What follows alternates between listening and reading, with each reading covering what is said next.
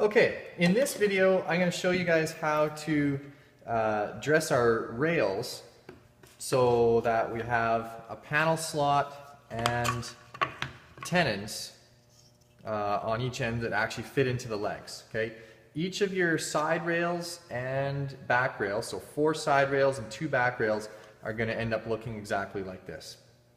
Okay, the first thing you need to do is we need to cut a panel slot in here the same way we did a panel slot with our legs. Okay, we're going to take your rail and you're going to decide which face looks better, which face you want to see from the outside of the cabinet. And we're going to label that as the face. Okay, so I think this is actually my nicer looking face, so I'm going to label this as face. Okay? So what we're going to do now is the setup of the shaper has not changed at all from when we did our legs.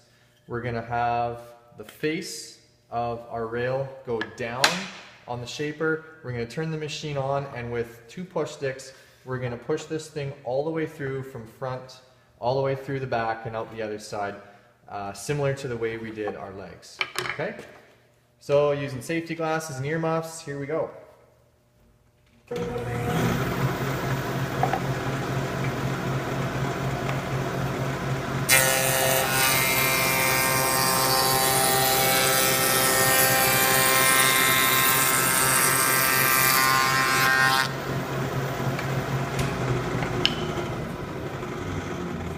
So nice and slow and smooth, all the way through, front to back, and there we go.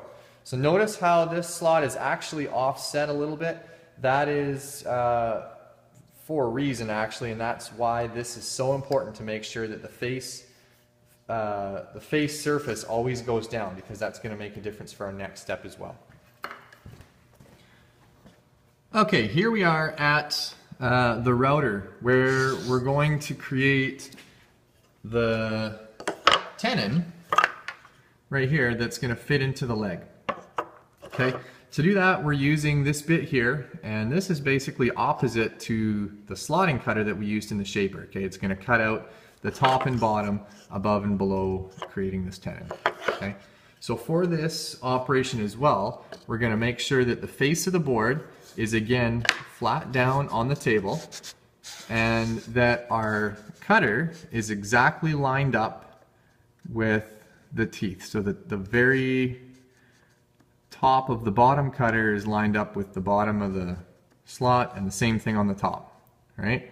And this one's actually looking pretty good. If we were to need to make an adjustment here, up or down, this router is adjustable from this little guy right here. We loosen this lock and we can crank this wheel up or down and adjust the height of the router. Okay, so now we're going to cut this thing.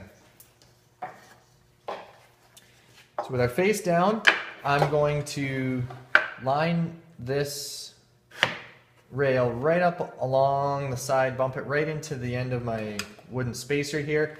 I'm going to hold this rail very tightly against the fence on my miter gauge, and it's got a little bit of sandpaper. The fence actually has a little bit of sandpaper here to prevent the board from going this way or that way. It's very important that I hold this and that the board stays exactly referenced on this fence so that I get the correct depth when I actually go to cut this.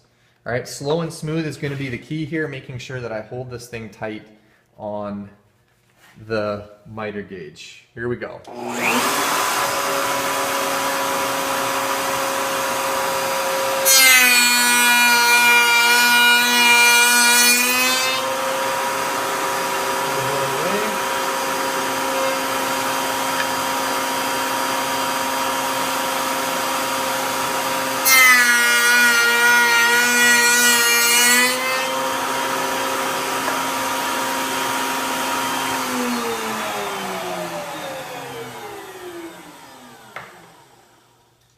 And there I have my tenons perfectly cut, and they're going to perfectly match, or should perfectly match, the legs. One rail on top of the leg, one rail on the bottom. There we go.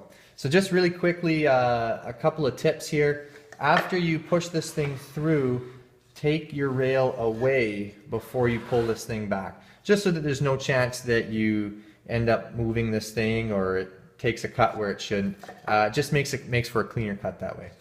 All right, that's it. And you're going to do this operation for every one of your side rails and every one of your back rails.